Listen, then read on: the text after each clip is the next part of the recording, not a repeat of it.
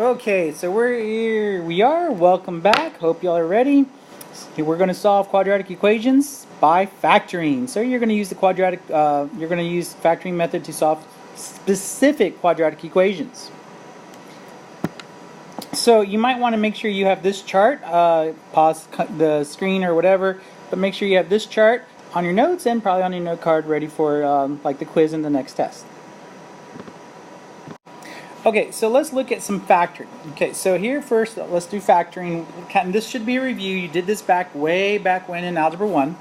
But when we see this, we want to split this up.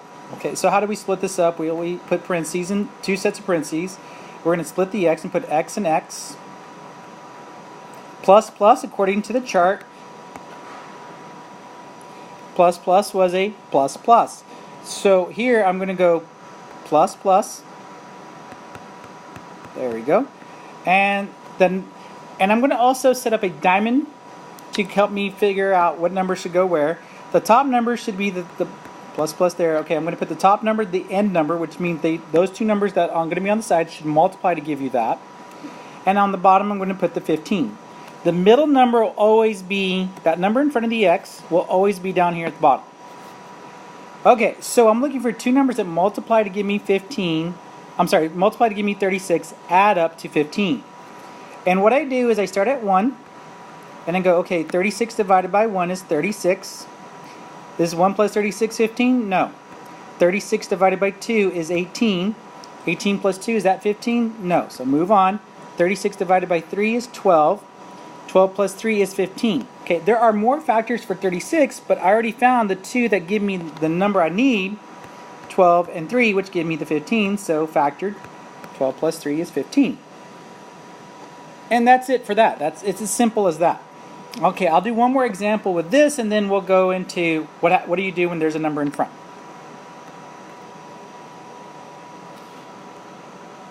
Okay, so here's another one. I've got x squared minus 9x minus 112. I'm going to put my x and x. Minus minus would be, according to the chart, a minus plus. Diamond math, negative 112, negative 9. And now I'm trying to figure out which of these numbers will divide into 112 and subtract to give me a 9.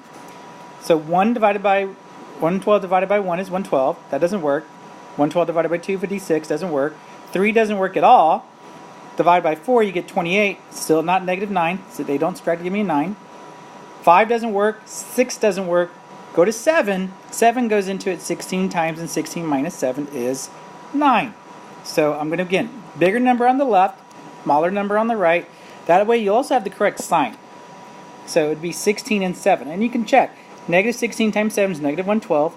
Negative 16 plus 7 is negative 9. And there you go. All right.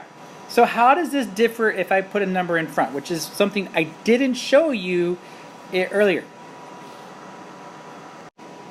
All right. So what do I do when I have a number in front of the x squared? Well, you have to do one special little thing first. You're going to still split the x. You're still going to say minus plus is a minus minus.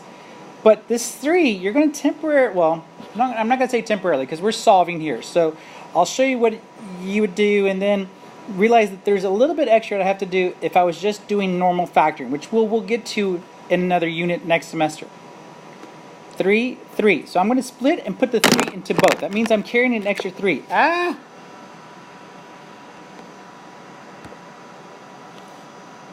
hold up. I messed up here. Something happened. Okay. So I dropped my stylus and something went wrong. All right. Anyways. Okay. So, but if I'm carrying that extra 3, then I need to, I'm not going to put an 8 here up top. I am going to multiply. 3 times 8 gives me a 24. So I'm going to now look for factors of 24. So anytime there's a number here in front, you're always going to multiply both end numbers to get this number up here.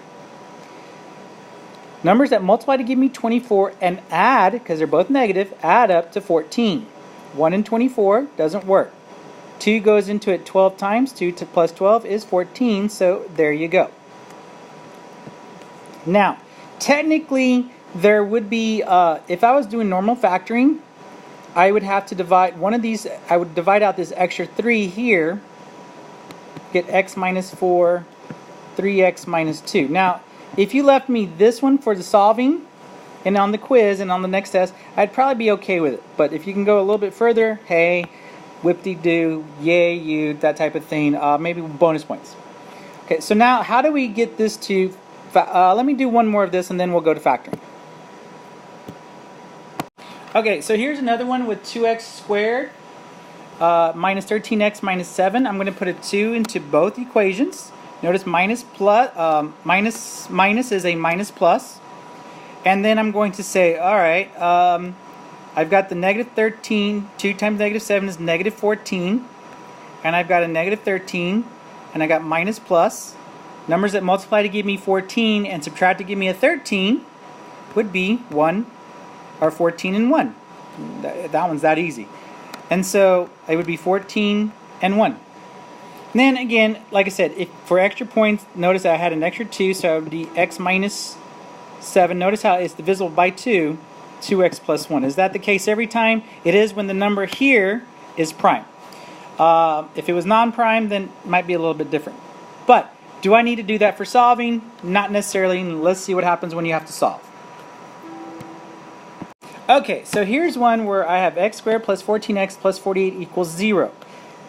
For this to do by factoring, it always has to be everything on the left equal to 0. If it's not equal to 0, make it equal to 0 by adding or subtracting or something like that. Alright, so I'm going to do my normal factoring, and I'm going to start off like saying 48, 14, plus pluses, plus plus, and apparently I'm going to tell you that it's 6 and 8, because, well, why not? So I would put 8 and 6 here, and then I would go, okay, so what do I have to do to finish it from there? I need to solve. Well, I'm going to show you the steps, and you'll probably see a shortcut to it. So you have to set both numbers equal to 0, or both parentheses equal to 0, and then solve for x. So subtract 8 to get negative 8, subtract 6 to get negative 6, and go from there, and there's your answer. So the answer was x equals negative 8 or negative 6. Those are your two x squared answers. Okay, so here's a slightly more complicated one. X squared minus 28 minus 3x equals negative 3x. Again, has to be equal to 0. So this 3x needs to move over here, and if it's negative, it becomes positive. Minus 28 equals 0. And then from there, I can go, oh, okay, this is x plus, x minus, because plus minus is plus minus. I have a negative 28 and a positive 3. Plus minus 1 and 28 doesn't give me 3. Remember, subtracting 2 and 14, that's 12. Nope, 3 doesn't work. 4 and 7, and there you go, because it should be 7 minus 4 gives me 3. That's equal to 0. Then you would set each one equal to 0, and then you would solve and get negative 7 or positive 4. And there you go. All right. So, how does it look different if I have a number in front? Alright, so we're going to start off here factoring just like we normally would. So you've got the 5x squared minus 24x minus 36 equals 0. Notice how I put 5x, 5x. Minus minus is a minus plus. And then again, when you have a number in front, and again, that's why I have this extra 5, got to multiply here. 5 times 36 is negative 180. And I got a negative 24 here. Got a minus plus, and I'm going to see which two numbers multiply to give me 180, but subtract to give me a negative 24. So 1 and 180, no. 2 goes into it 90 times, no. 3 goes into it 60 times, no. 4 goes into it 45 times, still not there. 5 goes into it 36 times, obviously. No, and all I'm doing here is dividing, folks. Use a calculator to divide. You should get these. 6 goes into it 30 times. Oh, look, 30 minus 6 is 24. So there you go, like that. So now you got to set these equal to 0, and it takes 2 steps to solve these now. So you're going to add or subtract, then you can divide. So I'm going to add 30, then divide by 5 to get x equals 6. Here I'm going to subtract 6, divide by 5,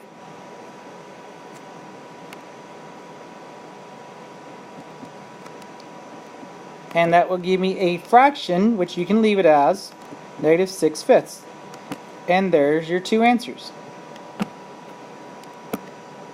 Alright, so that pretty much covers all the examples. We'll look at this and discuss this some more tomorrow, looking at trying to say what we do when we have numbers in front. But that's it for today. Hope y'all get all this, and I will see y'all tomorrow. Thank you very, very much for listening and taking these notes. Y'all take care.